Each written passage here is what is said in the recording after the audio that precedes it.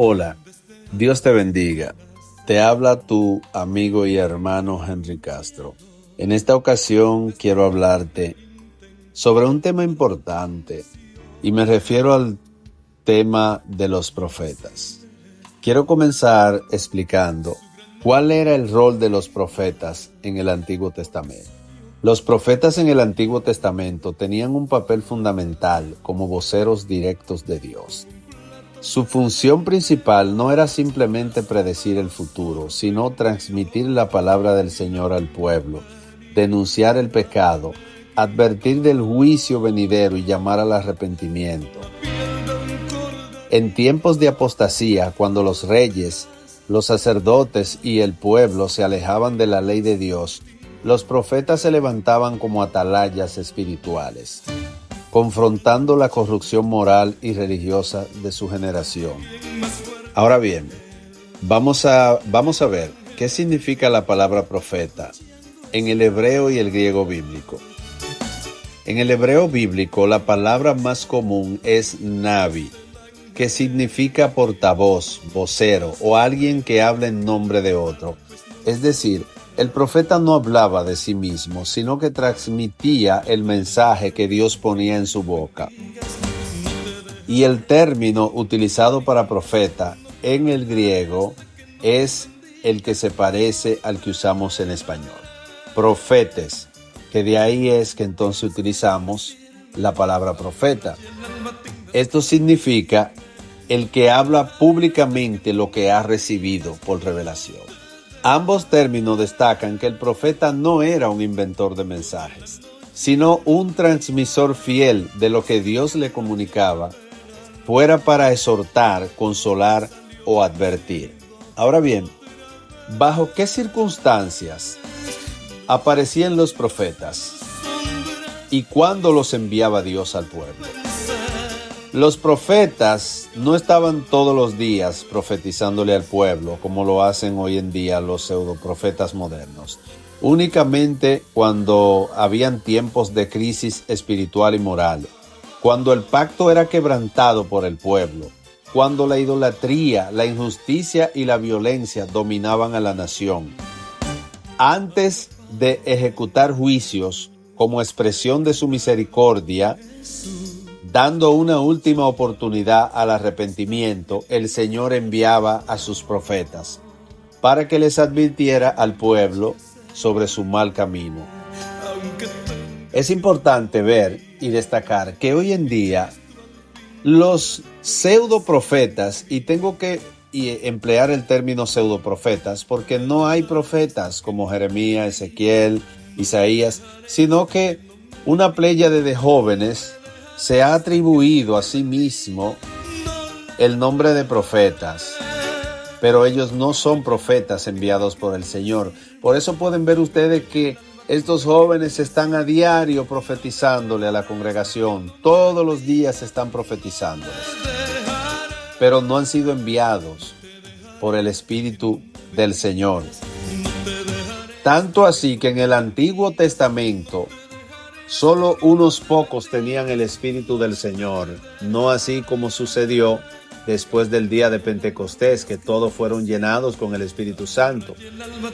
Veamos quiénes tenían el Espíritu de Jehová en el Antiguo Pacto.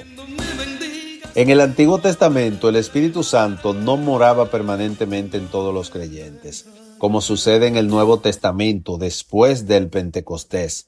Dios ungía a personas específicas para tareas específicas como reyes, jueces y profetas. Los profetas eran llenos del Espíritu de Jehová porque su misión era especial. Hablar con autoridad divina, no con opiniones humanas.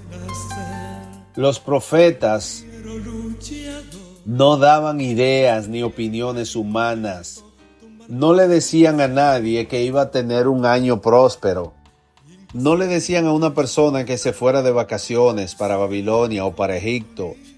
Tampoco le decían a las personas que el rey de Babilonia o el mismo rey de Israel les iba a dar riqueza y prosperidad. Ellos no anunciaban esas cosas. Ellos únicamente discernían el mal tiempo antes de que los juicios de Dios se derramaran sobre el pueblo, cuando el pueblo estaba extraviado. Pero eso no es lo que vemos en la actualidad. En la actualidad vemos que casi en todos los cultos de avivamiento, cuando hay muchas personas, siempre hay 2 o 3 que quieren lucirse dando profecías para ser vistos y para ser escuchados. Y esa no era la tarea del profeta. El profeta discernía el corazón de Dios y el estado espiritual del pueblo. Su deber era conducir al pueblo a la verdad en medio de la confusión espiritual. El Espíritu venía sobre ellos para darles poder sobrenatural en su labor. Como lo dice Miqueas, capítulo 3, verso 8, mas yo estoy lleno del poder del Espíritu de Jehová, y de juicio y de fuerza, para denunciar a Jacob su rebelión y a Israel su pecado.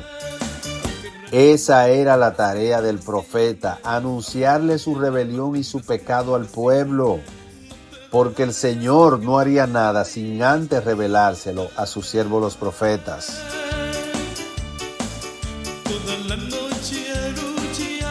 Hay un versículo importante que quiero mencionar. Segunda de Pedro, capítulo 1, verso 19.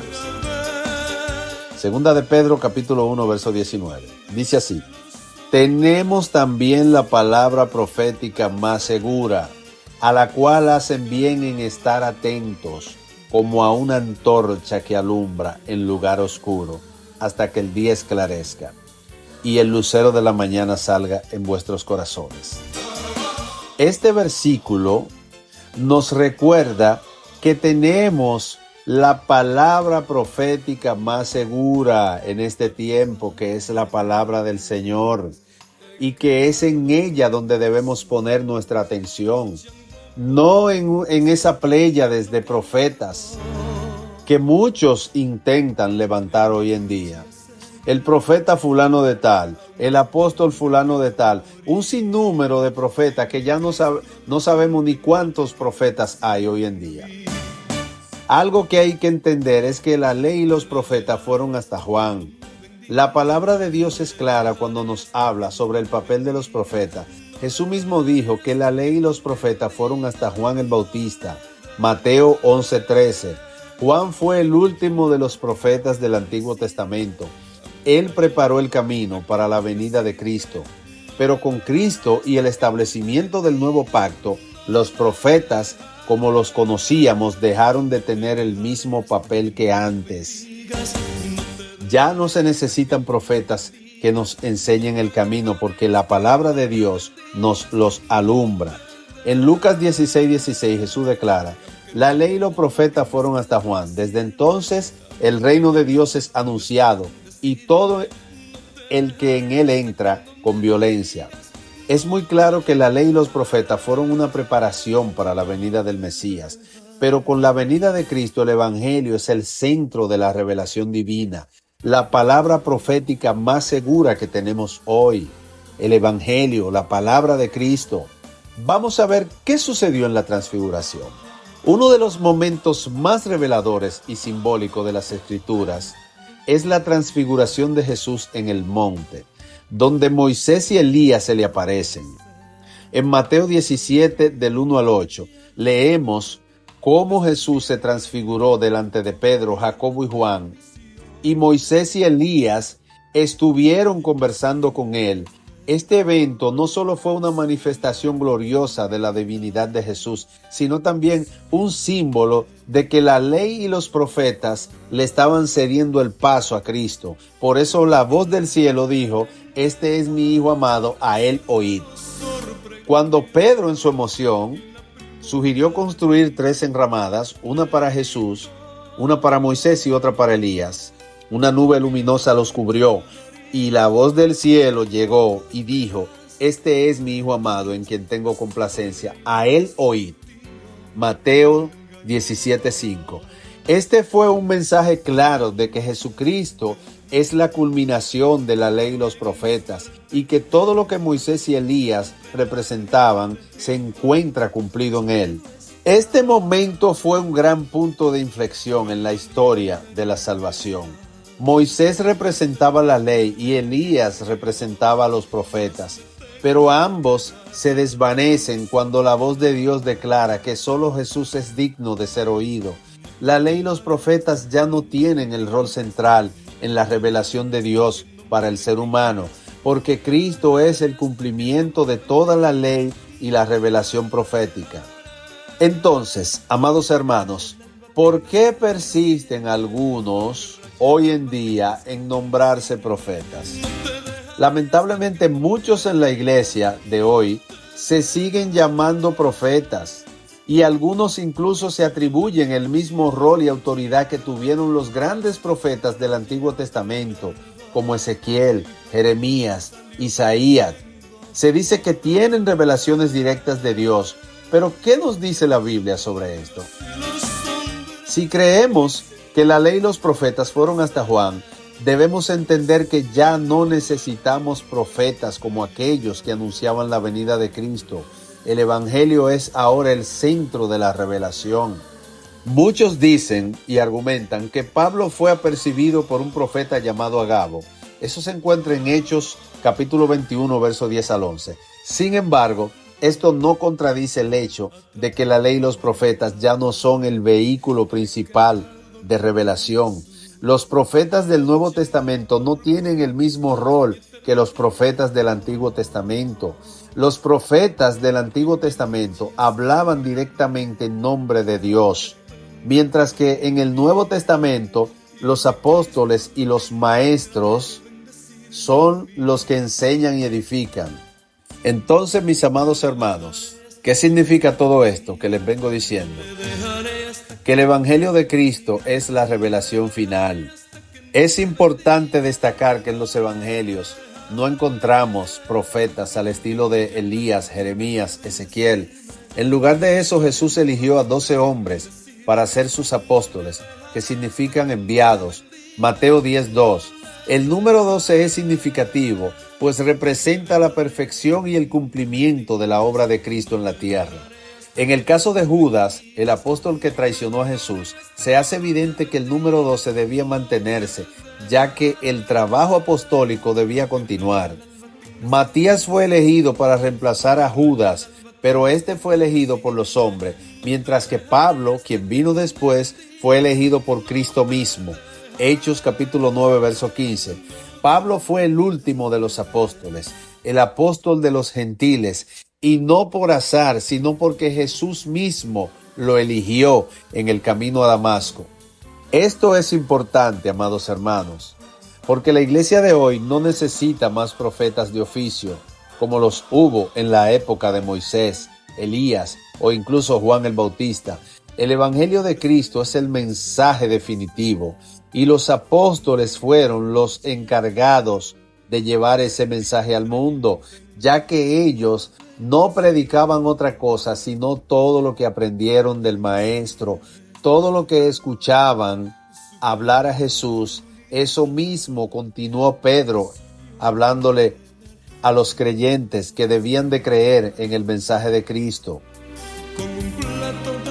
Hoy, lamentablemente, somos testigos de lo que ocurre cuando no se enseña la palabra de Dios con firmeza. Muchos jóvenes que ni siquiera han sido preparados adecuadamente en las Escrituras se levantan para dar profecías, influenciar a la congregación y tomar el control de la iglesia. En muchas ocasiones, estas profecías no tienen fundamento bíblico y son más un reflejo de intereses personales o de un deseo de ganar poder y control en la iglesia. Yo personalmente he visto, como muchos de ustedes, jóvenes sin ninguna preparación que en lugar de enseñar la palabra de Dios se sienten llamados a profetizar. Pero lo que estos pseudoprofetas no saben es que su falta de entendimiento de las Escrituras es precisamente lo que lleva a la confusión y al caos dentro de la iglesia. Entonces, amados hermanos, el problema se agrava cuando el pastor no actúa, a menudo porque esas profecías no tocan sus propios intereses o no los afectan directamente. El pastor que es llamado a guardar la doctrina y proteger al rebaño se convierte en un simple espectador, permitiendo que esta situación se desarrolle. La iglesia entonces se ve dividida por profecías erróneas que no se alinean con la palabra de Dios, porque no hay un sistema de prédica expositiva que enseñe la verdad de la Escritura y establezca un fundamento firme en los corazones de los creyentes. Entonces, amados hermanos, ¿cuál es la conclusión definitiva? Que la palabra profética más segura es la palabra de Dios, es la Biblia. Tenemos la palabra profética más segura, ya no necesitamos profetas de oficio. La Biblia está completa. Segunda de Timoteo 3:16 al 17 dice que toda la escritura es inspirada por Dios y útil para enseñar, para redarguir, para corregir, para instruir en justicia, a fin de que el hombre de Dios sea perfecto, enteramente preparado para toda buena obra. Esta es la palabra profética más segura. No necesitamos seguir persiguiendo profetas que nos den mensajes que ya están claramente revelados en la palabra de Dios. Por eso, mis amados hermanos, lo que ocurrió en el día de Pentecostés, como se menciona en Hechos 2:17, es lo que Dios ha derramado sobre su pueblo. El Espíritu Santo ha sido derramado sobre toda carne, y cualquiera de nosotros que esté lleno del Espíritu de Dios puede recibir una palabra de revelación para edificar y alentar a la iglesia, pero esto no nos convierte en profetas de oficio. La revelación que recibimos siempre debe estar alineada con la palabra escrita de Dios. En conclusión, en este tiempo no busquemos más profetas, porque tenemos la palabra profética más segura, la Escritura, el Evangelio de Cristo. Esta es la revelación final, y ningún profeta puede añadir ni quitar nada de lo que ya ha sido revelado. Hermanos, no permitamos que el espíritu de Jezabel o la confusión del mundo moderno nos arrastre a seguir falsas profecías. Permaneced en la palabra de Dios, que es más firme y segura que cualquier mensaje personal o revelación que alguien pueda intentar imponer. Vivamos en la luz de la verdad de Cristo y en el poder de su Evangelio, que es el único mensaje salvador. Dios te bendiga. Desde el vientre intentó tomar la bendición, impasible esperó su gran oportunidad, porque soñó con